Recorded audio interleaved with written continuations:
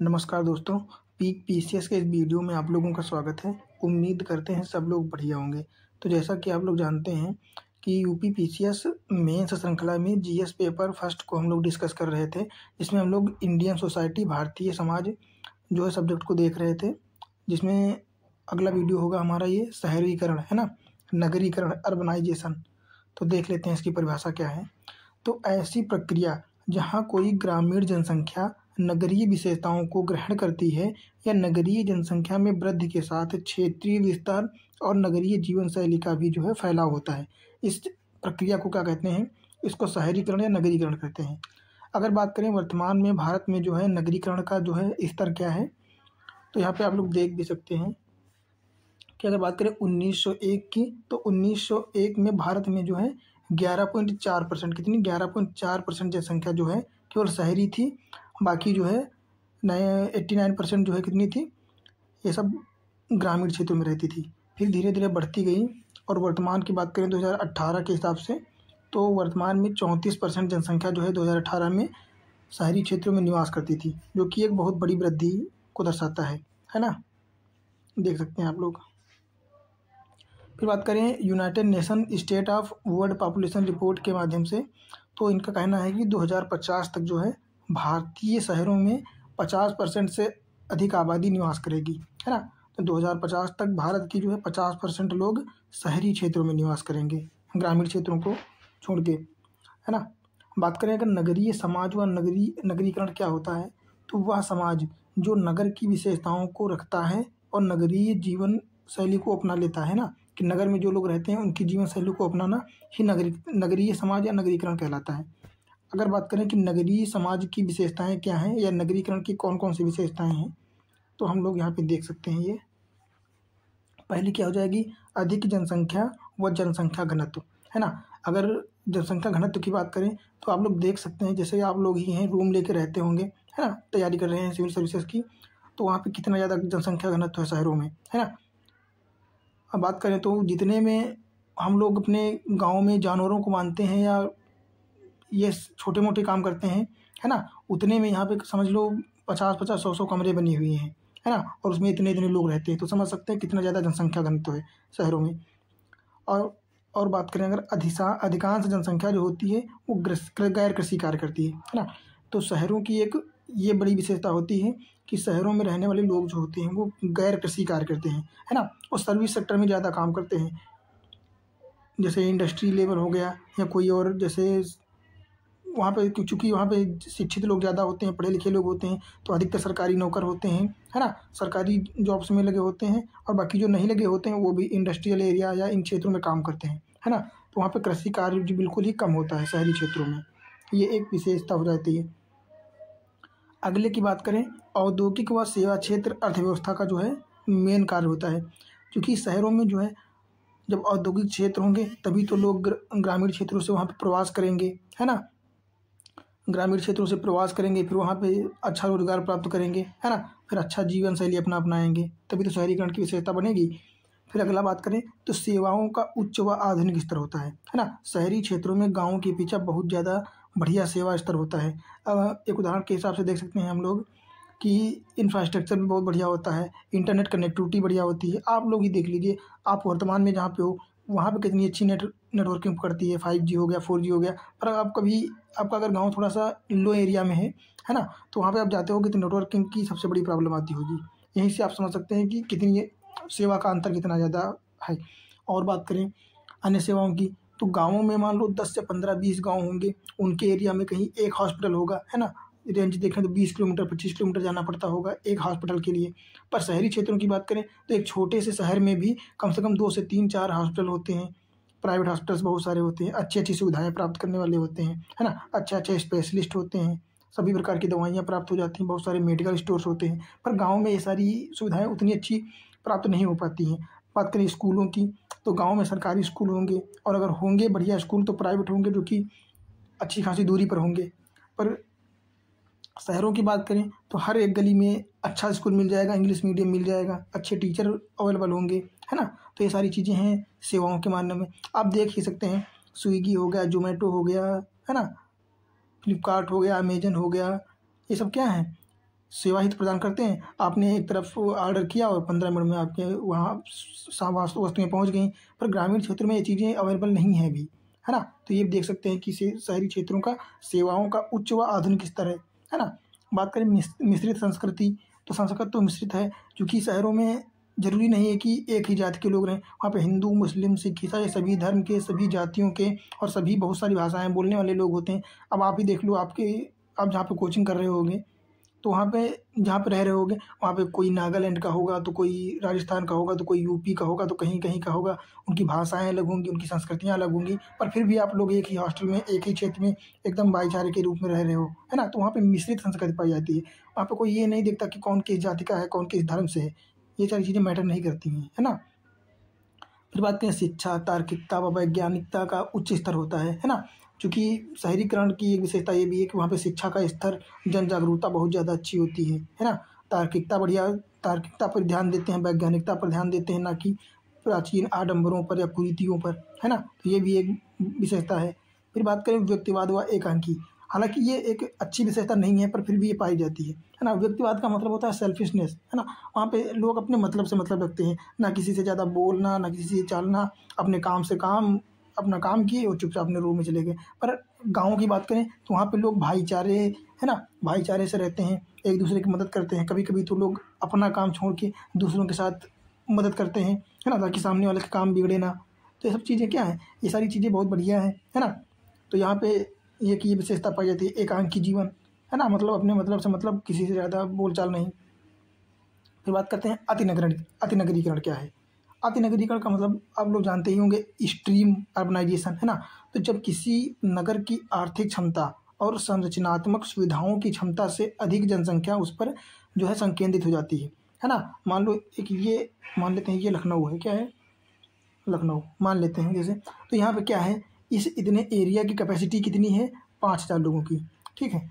मतलब इस एरिया में अच्छे से अगर रहने की बात करें तो केवल 5,000 लोग ही बढ़िया से रह सकते हैं। पर क्या हुआ, यहाँ पे किसी कारणवश 5,000 की जगह पर मतलब 8,000 लोग आ गए। कितने, 8,000, 9,000 लोग आके बस गए। तो क्या होगा, इस जगह की जो कैपेबिलिटी होगी ना, वो डाउन हो जाएगी, है ना।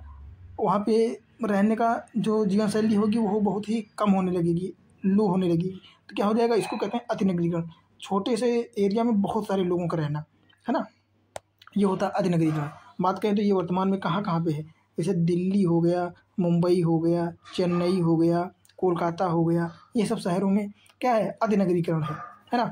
फिर बात करें उपनगरीकरण, उपनगरीकरण को सैटेलाइट एरिया भी कहते हैं, है ना।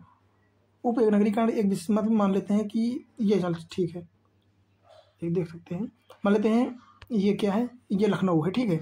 और यहाँ पे अतिनगरीकरण हो गया, या मतलब यहाँ पे जनसंख्या ज़्यादा हो गई, और यहाँ पे फिर क्या हुआ, जब जनसंख्या ज़्यादा हो गई तो लोग इसके साइड साइड में यहाँ पे बसने लगे, है ना, यहाँ पे बसने लगे। धीरे धीरे जब बसते रहेंगे ये ऐसे, तो क्या हो जाएगा, कुछ टाइम के बाद ये इतना बड़ा लखनऊ शहर हो जाएगा। तो जो प्रक्रिया इसके बाद ये बसने की होती है उसके चारों तरफ, है ना, छोटे छोटे एरियाज में लोग रहने लगते हैं, इसको कहते हैं उपनगरीकरण। क्या कहते हैं इसको कहते हैं उपनगरीकरण। परिभाषा देख सकते हैं हम लोग कि अतिनगरीकरण व अन्य घटनाओं के कारण किसी नगर की परिधि पर उपनगरों का विकास क्या कहलाता है, उपनगरीकरण कहलाता है। जैसे दिल्ली के आसपास फरीदाबाद हो गया, है ना, ये सारे हो गए, यूपी के कुछ स्टेट्स हो गए दिल्ली के आसपास, ये चीज़ें होती हैं। फिर बात करें स्वतंत्रता उपरांत भारत में नगरीकरण, है ना, स्वतंत्रता के बाद जो है नगरीकरण से क्या प्रभाव पड़े हैं देख लेते हैं। परिवार व नातेदारी पर क्या प्रभाव पड़े हैं। सबसे पहले बात करें तो एकल परिवारों में वृद्धि हो रही है ना। एकल परिवारों में वृद्धि की बात करें क्यों हो रही है, तो लोग मान लेते हैं एक बड़ा परिवार था, ठीक है, उसमें किसी की सरकारी नौकरी लग गई, ठीक है, बड़े एरिया में, तो वो चला जाएगा, वहाँ पे रहने लगेगा। और जब वो वहाँ रहने लगेगा तो उनकी वाइफ भी जाएंगी, फिर साथ में उनके बच्चे भी। तो क्या हुआ, उनका एक परिवार निकल गया। इसी प्रकार उसी घर के अन्य लोग भी निकलेंगे किसी कारणवश। तो इस प्रकार जो है घर में केवल बड़े बुजुर्ग रह जाएंगे, या फिर वो लोग रह जाएंगे जो खेती करते हैं, है ना, किसी अन्य सर्विस सेक्टर में नहीं लगे हैं। तो फिर इनका परिवार जो है संयुक्त परिवार से एकल परिवार बनने लगेगा, है ना। तो क्या होगा, शहरीकरण से एकल परिवारों में वृद्धि होती है। और व्यक्तिवाद एकांकीपन, है ना, वहाँ पे मतलब की दुनिया बढ़ने लगती है। फिर बात करें विवाह विच्छेद वृद्धि, क्योंकि जब महिलाएं बाहर जाएंगी, ठीक है, वो पढ़ेंगी लिखेंगी, शिक्षा जागरूकता प्राप्त करेंगी, तो वो अपने अधिकार समझेंगी, है ना। तो जो काम गाँव में होते थे, कभी कभी गाँव में घरेलू हिंसा महिलाएं झेल लेती थी अपना पति को परमेश्वर समझ के, पर जो वही महिलाएं शिक्षित हो जाएंगी तो वो सारी चीज़ें झेलेंगी नहीं, और झेलने का अधिकार भी नहीं है, जाहिर सी बात है, सबको अपनी स्वतंत्रता चाहिए, है ना। तो वो चीज़ें नहीं करेंगी तो क्या होगा, इससे फिर वो अलग हो जाएंगी, विवाह विच्छेद हो जाएगा, है ना। और क्या हुआ है, इससे लिव इन रिलेशनशिप नामक एक जो है संस्था का जन्म हुआ है ना। लोग बिना शादी के ही साथ में रहते हैं, एक साथ बिल्कुल पति पत्नी के रूप में, है ना। और समलैंगिक रिश्तों में, है ना, जैसे LGBTQ समुदाय को जो है बढ़ावा मिला है, तो खैर ये तो ठीक है ना। तो ये सारी चीज़ें बढ़ रही हैं। अन्य की बात करें तो जाति व्यवस्था पर नगरीकरण का प्रभाव क्या पड़ा है ना। तो इससे क्या हुआ है, छोटे शहरों व कस्बों में गाँव की तरह जाति व्यवस्था है ना। मान लो छोटे शहर जो हैं या गाँव हैं, तो वहाँ पे जाति व्यवस्था बहुत नेक्स्ट लेवल पे चलती है ना। वहाँ पे जाति वाइज जो है समूह बने हुए होते हैं, समुदाय होते हैं कि ये हिंदू है, ये मुस्लिम है, या इनमें थोड़ा सा विरोध भी रहता है। पर बात करें बड़े शहरों की, जैसे दिल्ली हो गया, मुंबई हो गया, चेन्नई हो गया ना, लखनऊ हो गया, यहाँ पे जाति व्यवस्था उतनी मजबूत नहीं है, क्योंकि वहाँ पे छोटे से एरिया में बहुत सारे जाति धर्म के लोग रहते हैं आकर के, और वो सिर्फ और सिर्फ अपने आप से मतलब रखते हैं, ना कि कौन सी जात से, कौन सी धर्म से, इन चीज़ों से, है ना। देख भी सकते हैं कि बड़े शहरों में जाति व्यवस्था का महत्व नहीं है, अपितु धन पर आधारित है ना। वहाँ पे ये चीज़ें मैटर करती हैं कि कौन कितना पैसा कमाता है, किसके पास क्या चीज़ें हैं, कितना महंगा घर है किसका, है ना। ये सारी चीज़ें मैटर करती हैं। और मिश्रित समाज जो होता है ना, नगरीकरण के चलते हुआ है। फिर बात करें नगरीकरण व महिलाओं पर क्या प्रभाव पड़ा है, तो पितृसत्तात्मकता वाला समाज जो है वो कमी पे आ रहा है ना।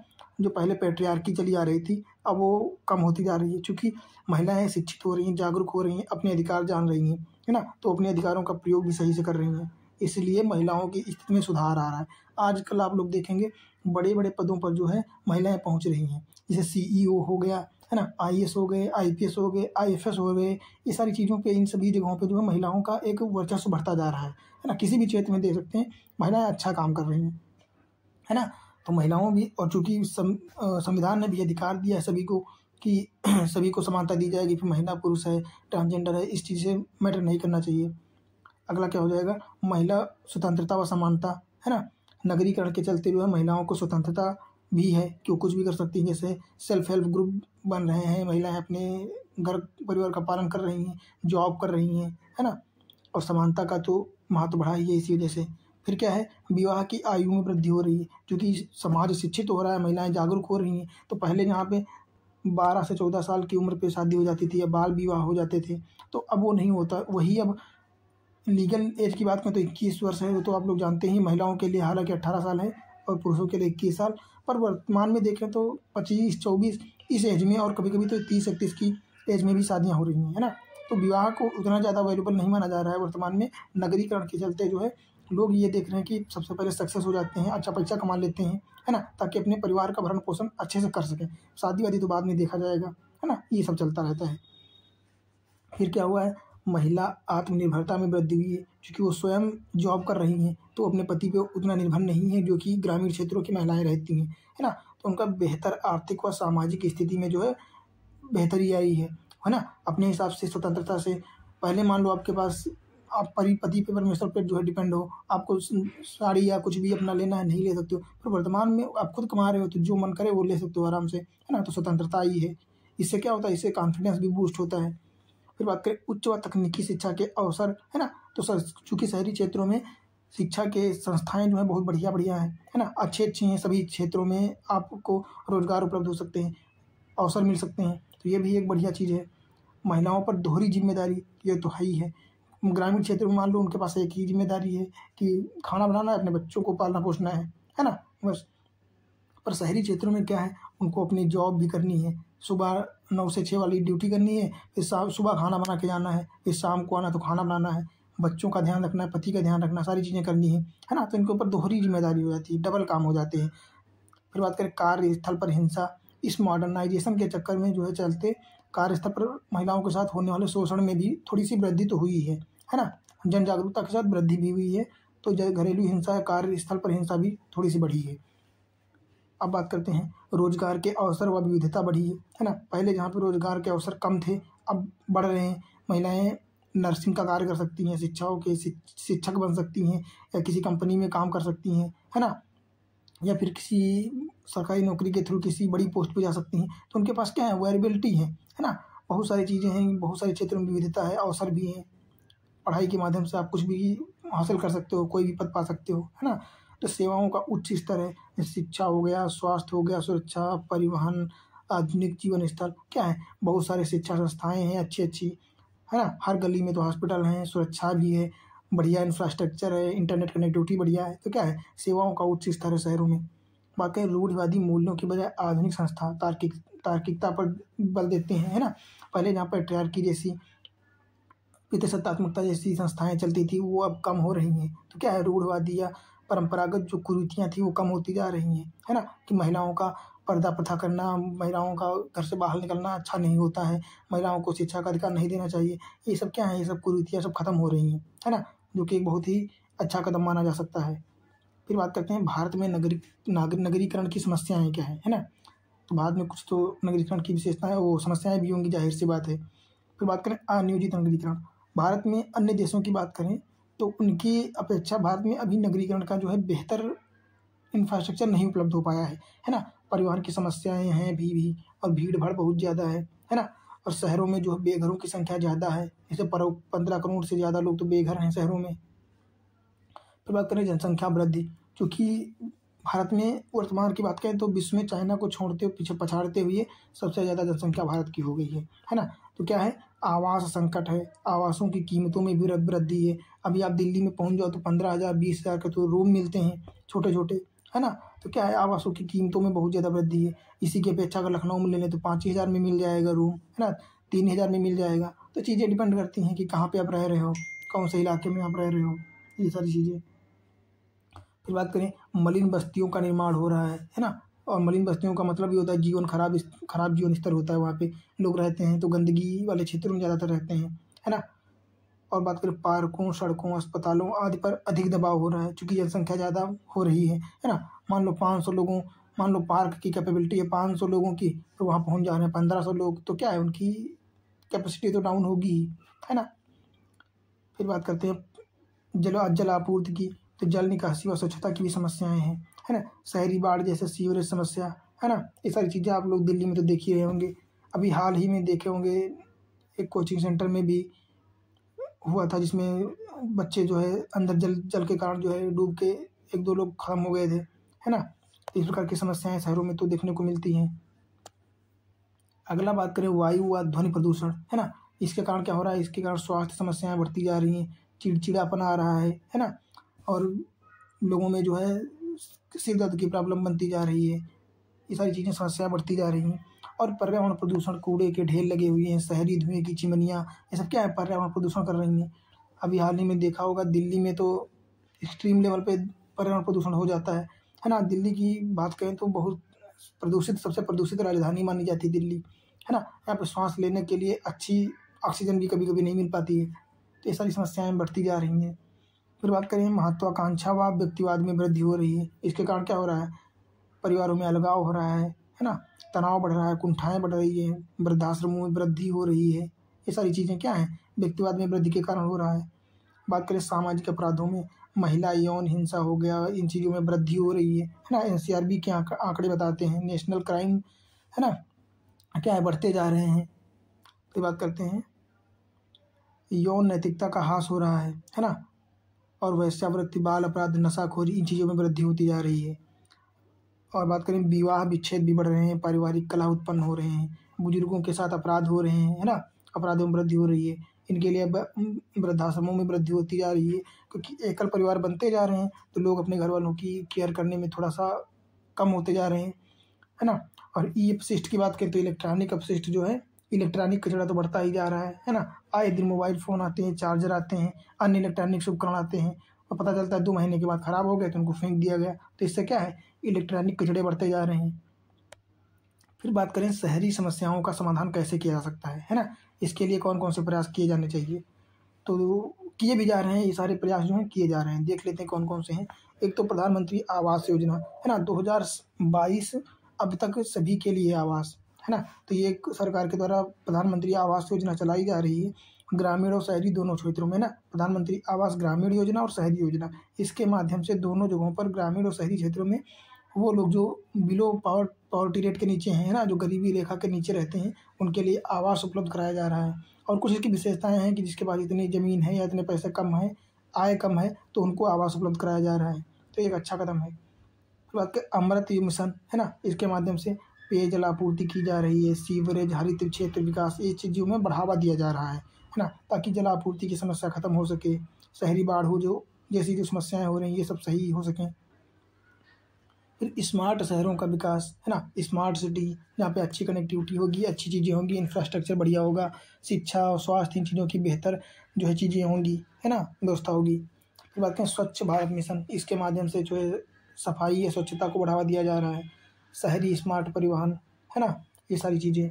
फिर बात करें शहरी गवर्नेंस, है ना, विभिन्न एजेंसियों और संगठनों के मध्य समन्वय बनाया जा रहा है कि किस प्रकार जो है शहरों में अच्छी व्यवस्थाएं करी जा सकती हैं। तो इस प्रकार जो है शहरी गवर्नेंस बढ़ावा दिया जा रहा है। सिटीजन चार्टर व प्रभावी शिकायत निवारण तंत्र, है ना, हर एक क्षेत्र में सिटीजन चार्टर लगाया जा रहा है कि वहाँ पे किस प्रकार की सुविधाएं दी जाएंगी, कौन सी प्रकार की समस्याएं हैं, अगर तो उनका निपटाना कैसे जाएगा, अगर आपको किसी प्रकार की समस्या हो रही है तो उसके लिए आपको क्या करना चाहिए, है ना, इन सभी का एक जो है लिखित प्रारूप उपलब्ध कराया जा रहा है। फिर बात करें गंदी बस्तियों हो गया, इनके समाधान के लिए क्या किया जा रहा है, राष्ट्रीय श्रम विकास कार्यक्रम 2016 में चलाया गया। ठीक है, मलिन बस्तियों का समाधान, मलिन बस्ती मुक्त भारत मिशन, ये सब जो है मिशन के यहाँ चलाए जा रहे हैं ताकि भारत से गंदगी को ख़त्म किया जा सके, स्लम बस्तियों में रहने वाले लोगों के जीवन में सुधार किया जा सके, है ना। अगला क्या हो जाएगा, गरीबी उन्मूलन व कौशल विकास, रोजगार सृजन किया जा रहा है ना, शहरी क्षेत्रों में जो रोजगार में संलग्न नहीं है उनको रोजगार उपलब्ध कराया जाएगा। ई अपशिष्ट प्रबंधन के लिए भी व्यवस्थाएं की जा रही हैं, है ना। जैसे 2022 में एक नीति आई थी जिसमें क्या था कि जो बेचेगा सामान है, जैसे बल्ब हो गया, इलेक्ट्रॉनिक्स बल्ब हो गया, इलेक्ट्रॉनिक्स कोई सामान हो गया, तो उसको वापस भी करना होगा, है ना। इसलिए पहले ही ज़्यादा पैसे एक्स्ट्रा ले लिए जाते थे, फिर जब वापस करने जाओगे आप तो थोड़े से पैसे जो एक्स्ट्रा लिए गए थे वो आपको वापस किए जाएंगे। इससे क्या होगा, इससे ई अपशिष्ट में कमी आएगी, है ना। स्पंज सिटी की व्यवस्था को अपनाया जा रहा है। स्पंज सिटी से मतलब शहर बनाने से पहले एक बढ़िया सा प्लान बनाया जाएगा जिसमें गिट्टी और पहले नीचे गिट्टियाँ डाली जाएंगी ताकि जब आवश्यकता से ज़्यादा बारिश हो जाए तो वो सारा पानी नीचे जा कर के जो है एक प्लान के थ्रू जो है बाहर निकल जाए, ताकि शहरों में जो शहरी बाढ़ जैसी समस्याएं देखने को मिलती हैं इनको कम से कम किया जा सके, है ना। तो स्पंज सिटी का प्रावधान लाया गया। फिर शहरी वेटलैंड प्रबंधन व संरक्षण, चूँकि अब देख ही रहे हैं कि वर्तमान में जो है जो वेटलैंड एरियाज हैं जहाँ पे दलदली क्षेत्र हैं उनको पाट करके वहाँ पे अच्छी अच्छी बिल्डिंगें बनाई जा रही हैं, है ना, या पार्क बनाए जा रहे हैं। इससे क्या हो रहा है, जहाँ पे पहले शहरी वेटलैंड थे तो वो ख़त्म हो रहा है, इससे पशु पक्षियों के रहने का निवास ख़त्म होता जा रहा है। और फिर जब अचानक से बाढ़ होती है तो चूँकि वो शहरी दलदली क्षेत्रों पे बनी बिल्डिंगें होती हैं वो धंस जाती हैं या उनमें पानी भर जाता है, ये सारी समस्याएं होती हैं। क्योंकि वहाँ पे तालाब था, मान लो आपने तालाब को पाट करके वो कर दिया तो उस लेवल का काम थोड़ी हो पाएगा जो आप एक ठोस ज़मीन पे करते हो। तो इस प्रकार जो है वहाँ पे ये समस्याएं देखने को मिलती हैं। तो शहरी वेटलैंड प्रबंधन संरक्षण का भी विकास किया जा रहा है ना। ये सस्टेनेबल डेवलपमेंट गोल जो है 11, जिसमें क्या कहा गया है, शहरों व मानव बस्तियों को विकसित करना एकदम बढ़िया लेवल से, है ना। तो इन चीज़ों पे ध्यान दिया जा रहा है। तो क्या कहना है कि इस तरह से हम लोग जो है शहरी समस्याओं का जो है उपाय कर सकते हैं आसानी से, है ना। और सरकार बहुत सारे उपाय भी कर रही है। तो जैसा कि ये टॉपिक अपना कंप्लीट हो चुका है, नगरीकरण या शहरीकरण, और इससे रिलेटेड सारी टर्मिनोलॉजीज हम लोगों ने देख ली है। उम्मीद करता हूँ ये वीडियो आप लोगों को अच्छा लगा होगा और इससे आपके सारे जो है आने वाले क्वेरीज जो है ख़त्म हो गई होंगी और आपको समझ में आ गया होगा, है ना। और बात करें तो यहाँ से क्वेश्चन भी बहुत सारे पूछे गए हैं आए दिन, यूपीपीसीएस की बात करें या फिर यूपीएससी की बात करें, है ना, दोनों में यहाँ से क्वेश्चन अच्छे खासे पूछे जाते हैं। तो उम्मीद करते हैं वीडियो आप लोगों को अच्छी लगी होगी और कुछ सीखने को मिला हो। तो बहुत बहुत धन्यवाद आप लोगों को। और अगर बात करें आप लोगों से तो आप लोग बस एक काम कर लीजिए, ये जो नोट्स मैं दे रहा हूँ, जहाँ से मैं बता रहा हूँ आप लोगों को, ये नोट्स सेम टू सेम आप कॉपी कर लो, एज इट इज, मतलब कॉपी का मतलब लिख लो और बस 2 से 3 बार पढ़ लो। आपको किसी भी मॉडर्न बुक की आवश्यकता नहीं पड़ेगी, मैं इस चीज़ की गारंटी दे सकता हूँ। आपके सारे के सारे क्वेश्चन यहीं से टैकल हो जाएंगे और यहीं से मैनेज हो जाएंगे, है ना। बस आप टर्मिनोलॉजी सारी यहाँ से ध्यान से देख लेना, जो समझ में ना आए तो आप लोग कमेंट भी कर सकते हैं, मैं दूसरे वे से बताऊँगा, है ना। कमेंट करने में आप लोग पीछे मत हुआ कीजिए। बाकी मिलते हैं अगले वीडियो में आपके अगले टॉपिक के साथ।